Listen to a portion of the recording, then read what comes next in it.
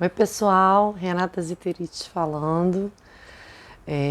Hoje nós vamos falar sobre o tema da semana, que são as crianças portadoras de transtornos, né, de deficiências quaisquer, até mesmo superdotados, como eu coloquei no site, e principalmente os hiperativos e as crianças com depressão. Primeira coisa que eu vou falar é assim, a câmera tá de baixo para cima. Eu fiz isso por dois motivos, tá? Primeiro, porque eu queria mostrar o quadro dos Beatles que está aqui atrás. E segundo, porque eu queria mostrar a desigualdade. Então, como o tema é desigualdade, eu queria colocar um pouco embaixo, um pouco em cima. Não sei se vai ser muito ilusório da minha parte fazer esse tipo de coisa, mas enfim. Primeiro vou começar com uma dica. Os pais das crianças com quaisquer transtornos, hiperatividade, autismo, depressão, síndrome do pânico, quaisquer tipo de transtorno, elas devem, ao matricular seus filhos no colégio, primeira coisa é mostrar os laudos, os medicamentos que eles tomam. Se possível, pegar um carimbo de que aquilo foi entregue na escola, porque qualquer ocorrência que houver, a escola não vai poder dizer que não sabia, né, do transtorno. E outra coisa, a escola sabendo que a criança tem um transtorno, ela vai poder contribuir melhor, porque são transtornos que não são evidentes. É a diferença de uma deficiência física, por exemplo, que você está vendo que a pessoa é deficiente porque não tem um braço, uma perna. Um transtorno desse, não, às vezes, não é tão evidente. Então, como todos nós temos que fazer a nossa parte, essa é a primeira dica. Se houver alguma intercorrência no meio do ano letivo, e intercorrência que eu chamo seria um tipo de bullying, ou a criança, o aluno, eu estou dizendo criança, mas não é só para criança não, tá? São alunos, inclusive de faculdade. Mas eu vou falar aqui de criança. A criança com depressão, às vezes ela chega em casa, ela reclama de uma dor de barriga, uma dor de cabeça, isso é constante, dor de barriga, dor de cabeça, e ela começa a reclamar disso. E aí, a gente não entende direito por que ela está com dor de barriga, por que ela está com dor de cabeça, né? Enfim, por que ela está tristinha. Porque é diferente de um adulto que fala, está acontecendo isso, isso, isso. Ou se a criança está com algum déficit de acompanhamento na escola, você está percebendo que não está indo bem em algumas matérias, né? Deixa eu botar os Beatles em evidência. Melhorou? Se está ocorrendo algum déficit, é importante ir na escola saber o que está acontecendo e conversar com a criança, né? Se realmente está acontecendo algum tipo de exclusão, de bullying, ou mesmo a escola não estiver tomando providência alguma, ou você já tiver conversado com alguém da escola e nada aconteceu, não tomaram providência nenhuma. Se isso tiver acontecido, eu indico que você vá ao conselho tutelar. Esse é o segundo passo. O terceiro passo é: você conversou com a escola, você conversou com a criança, você levou no psicólogo, você conversou com o pai das crianças que estão, né, os pais das crianças que estão excluindo aquele aluno. Nada aconteceu e você levou ao conselho tutelar, nada aconteceu, então você tem que judicializar a questão. Antigamente não se judicializava as questões, então essas questões passavam batidas. Antigamente você vai falar assim, mas na minha época me chamavam disso, me chamavam daquilo. Só que hoje em dia a escola é um local muito propício para esse tipo de ocorrência de violência, essa violência psíquica. E ela é feita de muitos modos, inclusive nas redes sociais, que é o chamado cyberbullying. Tem o bullying direto, que a criança ataca a outra, xinga a outra, ou ri da outra, né, diretamente. Tem um bullying indireto, que ela exclui, ela coloca de lado aquela criança, ela faz com que aquela criança não participe mais de nada, ela simplesmente exclui. E tem o cyberbullying, que é o bullying feito nas redes sociais. E esse é complicadíssimo, porque esse cai na rede, então fica muito complicado.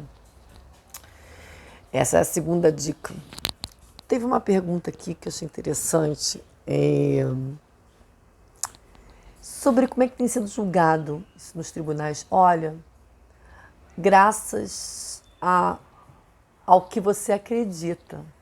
Eu não vou falar Deus, que pode ter ateu assistindo, enfim. Graças ao que você acredita. Os tribunais, eles têm, essas questões têm vindo parar nas mãos né, dos juízes, eles têm sido muito compassivos e empáticos com relação a essa questão. Vou dar uns 2 ou 3 exemplos. Uma criança com depressão e ela teve várias faltas e o tribunal abonou essas faltas porque ele entendeu que foi demonstrado que a criança tinha síndrome do pânico e depressão e que tinha que...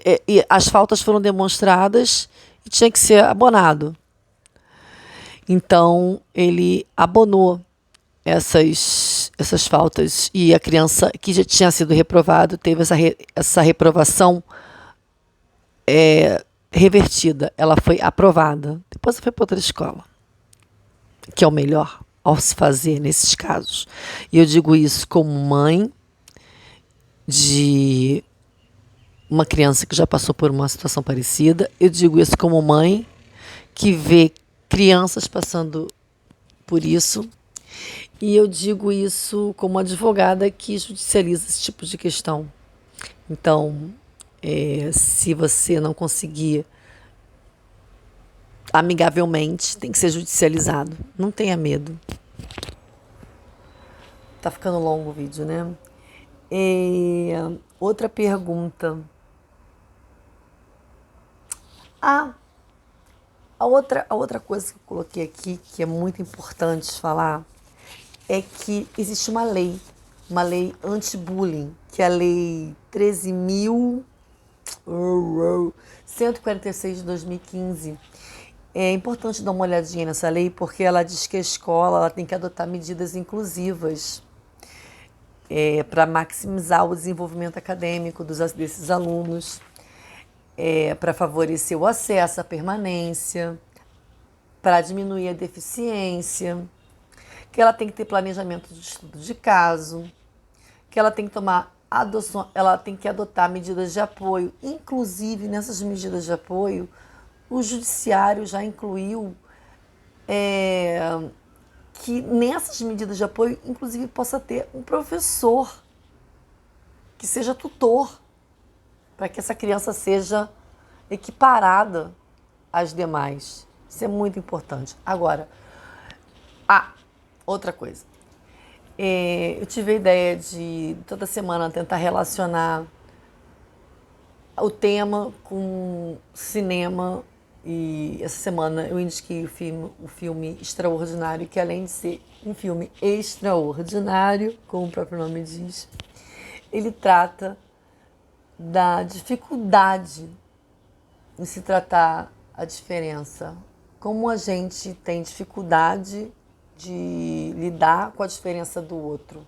Como isso é complicado para muita gente. E que isso tem que partir de todo mundo.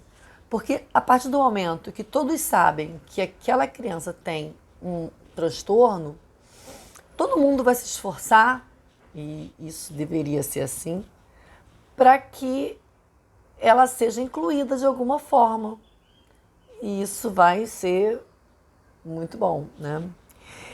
E a outra coisa que eu achei também importante falar eu marquei aqui e agora eu não sei, é que eu achei muito importante falar, que eu achei lindo no livro falando isso, que o maior desafio é enxergar e impor os limites que possam ajudar os filhos na escola, na escolha de seus caminhos. Ou seja, não é só um dever da escola incluir e apoiar o aluno. É dever também dos pais. Eu sei que hoje os pais trabalham, são super ocupados, tem diferença em geração, mas é dever de todos nós.